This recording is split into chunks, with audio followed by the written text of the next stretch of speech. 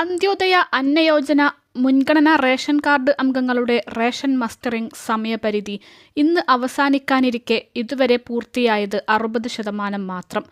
ഉപഭോക്താക്കളിൽ 40% പേർക്കും മസ്റ്ററിംഗ് പൂർത്തിയാക്കാൻ കഴിഞ്ഞിട്ടില്ല. അതിനാൽ തന്നെ മസ്റ്ററിംഗ് സമയം ഈ മാസം 31 വരെ നീട്ടണമെന്ന് കാർഡുടമകളും റേഷൻ വ്യാപാരികളും പറയുന്നു.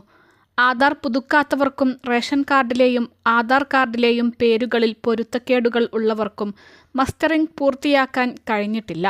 ഇനിയും നിരവധി പേർ മസ്റ്ററിംഗ് ചെയ്യാനുണ്ട്. പലയിടങ്ങളിലും ആളുകൾ എത്താത്തതും ചിലയിടങ്ങളിൽ ഈ പോസ്റ്റ് മെഷീൻ പണിമുടക്കുന്നതുമാണ് മസ്റ്ററിംഗ് ഇഴയാൻ ഇടയാക്കുന്നത്. 10 വയസ്സിന് താഴെയുള്ള കുട്ടികൾ, കൈവിരലിൻ്റെ തൊലിപ്പുറത്ത് അസുഖം ബാധിച്ചവർ, കൈവിരൽ പതിയാത്ത മുതിർന്ന അംഗങ്ങൾ, സിമന്റ്, കെമിക്കൽ, കശുവണ്ടി ജോലിയിൽ ഏർപ്പെട്ടിരിക്കുന്ന തൊഴിലാളികൾ, മാനസിക വിഭ്രാന്തിയുള്ളവർ, കിടപ്പു രോഗികൾ എന്നിവരുടെ ഈ പോസ്റ്റ് യന്ത്രത്തിലൂടെയുള്ള ബയോമെട്രിക് സംവിധാനം പരാജയപ്പെടുന്നുണ്ട്. അതിനാൽ തന്നെ ഇത്തരം അംഗങ്ങളുള്ള കാർഡുടമകളുടെ റേഷൻ വിഹിതം അടുത്ത മാസം മുതൽ കുറയുമോ എന്ന ആശങ്ക നിലനിൽക്കുന്നുണ്ട്. അവധി ദിവസങ്ങളിലും പ്രവൃത്തി സമയങ്ങളിൽ അധിക സമയം പ്രവർത്തിച്ചുമാണ് നിലവിൽ മസ്റ്ററിംഗ് നടത്തുന്നത്. സമയം നീട്ടിയാൽ മാത്രമേ പരമാവധി ആളുകളെ ഇതിൻ്റെ ഭാഗമാക്കാൻ പറ്റുകയുള്ളൂവെന്ന് റേഷൻ വ്യാപാരികൾ പറയുന്നു.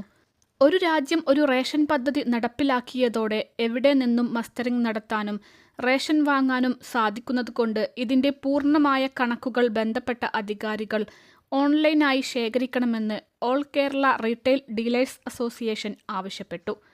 കൂടാതെ മസ്റ്ററിംഗിനോട് അനുബന്ധിച്ചുള്ള എല്ലാ അവധി ദിവസങ്ങളും പ്രവൃത്തി ദിവസങ്ങളായി പ്രവർത്തിച്ച് റേഷൻ വ്യാപാരികൾക്ക് ഒരു പ്രവൃത്തി ദിവസം അവധിയായി നൽകണമെന്ന് അസോസിയേഷൻ സംസ്ഥാന president advocate Johny Nelloor, general secretary T Muhammad Ali എന്നിവർ ആവശ്യപ്പെട്ടു. അൽസലാമ ഐ ഹോസ്പിറ്റൽ 21 ലക്ഷത്തോളം സന്തുഷ്ടരായ ഉപഭോക്താക്കളും 2 ലക്ഷത്തോളം തിമിര ശസ്ത്രക്രിയകളും പൂർത്തിയാക്കിയ മലബാറിലെ ഏക കണ്ണാശുപത്രി. ലോകോത്തര നിലവാരമുള്ള ചികിത്സാ സംവിധാനങ്ങൾ, എല്ലാ നേത്രരോഗ ചികിത്സാ സൗകര്യങ്ങളും വിദഗ്ധരായ ഡോക്ടർമാരുടെ മേൽനോട്ടത്തിൽ.